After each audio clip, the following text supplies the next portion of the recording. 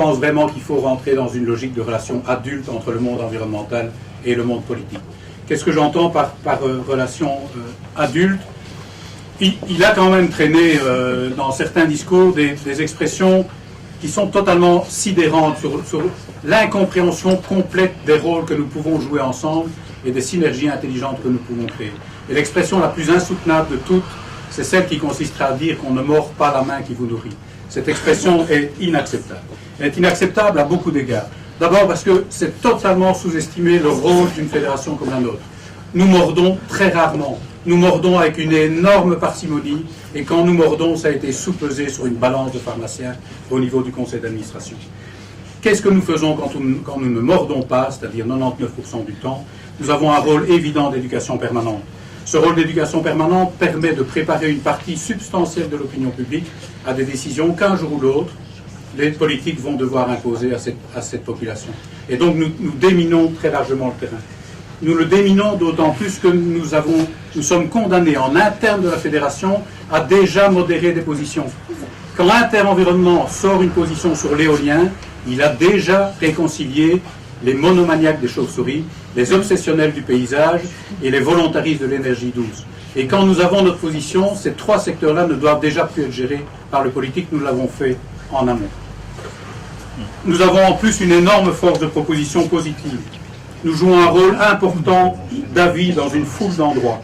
Et parfois, oui, parfois, nous avons un recours et parfois, nous avons un communiqué de presse vengeur. Mais une démocratie libérée, une démocratie sans complexe, finance les partis d'opposition au lendemain des élections. Une démocratie décomplexée finance une presse d'opposition parfois très dure. Une démocratie totalement décomplexée accepte des mouvements artistiques qui interrogent la manière dont va le monde. Il doit en être ainsi pour la mouvance environnementale, et je pense que nous aurions tous à gagner, vous politiques et nous associatifs, à sortir de la logique du fait du prince. Je vais ressortir, puisqu'il m'a fait l'honneur de parler de moi dans cette vidéo, depuis manifestement son bureau mayoral de Bastogne, ressortir une phrase qui nous avait été citée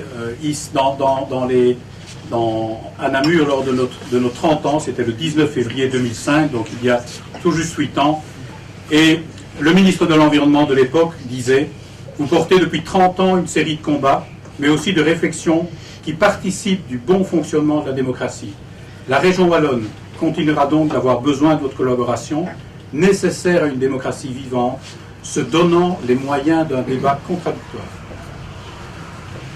Ce rapport avec le monde politique, si effectivement j'ai plutôt été dans la demande d'une reconnaissance, elle a évidemment un impact sur nous. C'est-à-dire que fonctionner avec de l'argent public, et l'équipe peut témoigner à quel point j'ai relayé ce discours-là très souvent devant elle, ça nécessite de notre part un niveau d'excellence absolu. On ne joue pas avec l'argent public, on doit le mériter. Et je peux simplement dire que tous les conseils d'administration que j'ai eu à présider ici à Inter-Environnement ont mis sur cette donnée-là de l'excellence la barre extrêmement haute.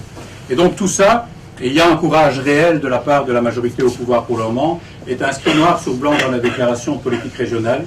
Et donc nous avons, et nous en avons parlé abondamment lors de l'Assemblée générale d'aujourd'hui, des attentes extrêmement fortes vis-à-vis du décret de reconnaissance d'abord et de financement des associations environnementales. Deux défis encore qui me viennent en tête, c'est le rôle parallèle double que nous allons avoir à gérer dans les années à venir, et qui n'est pas simple, qui tient parfois d'un équilibre très difficile à trouver. Inter-Environnement va continuer son travail très honnête d'accompagnement d'un système dans sa phase de transition.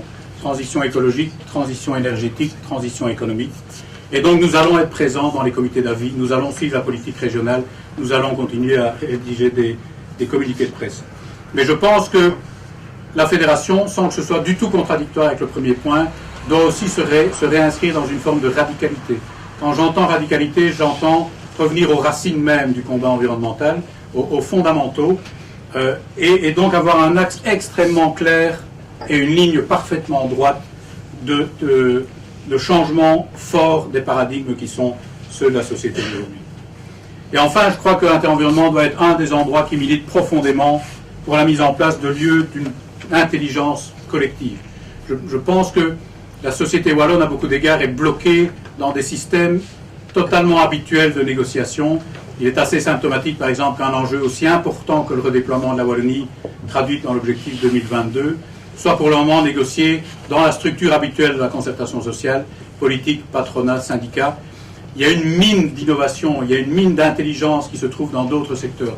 Toutes les régions d'Europe qui se sont relevées l'ont évidemment fait par un axe économique et un axe social important. Jamais elles n'ont oublié l'axe environnemental et surtout l'axe culturel. Les régions bougent par la culture. Et il faut réunir autour d'un enjeu, d'un rêve commun, toutes ces forces vives.